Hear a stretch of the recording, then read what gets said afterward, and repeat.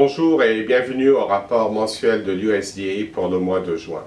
C'est un rapport qui ne présente que très peu de changements par rapport au mois passé et au fond aucune surprise. Commençons d'abord par les États-Unis.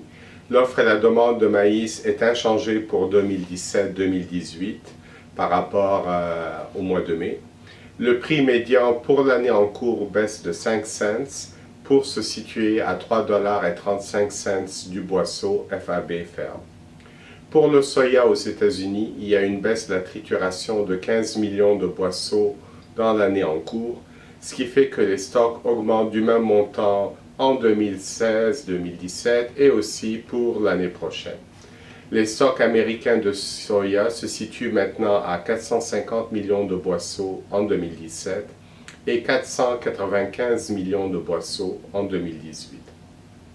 Pour le blé, l'USDA augmente le rendement de la récolte américaine de 0,1 boisseau de l'acre pour l'établir à 47,3 boisseaux de l'acre, ce qui fait que la production augmente de 4 millions de boisseaux pour s'établir à 1,824 milliards de boisseaux. Les stocks américains de blé augmentent de 2 millions de boisseaux en 2017 et de 10 millions de boisseaux en 2018.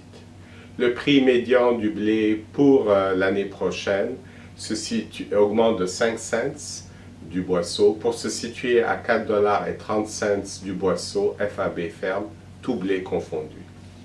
Au niveau mondial, comme prévu, l'USDA augmente les estimations de production pour le Brésil.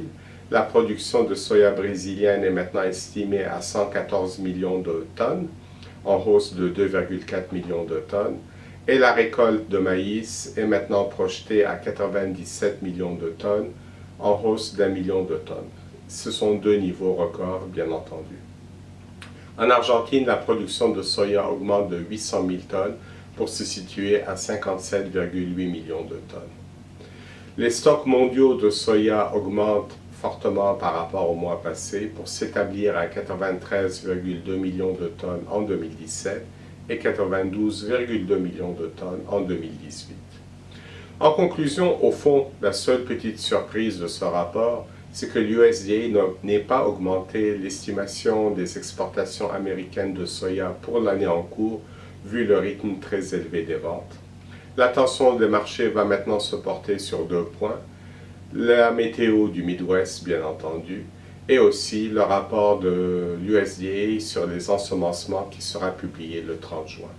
Voici ce qui conclut notre rapport du mois de juin. Au plaisir de vous retrouver en juillet. Merci.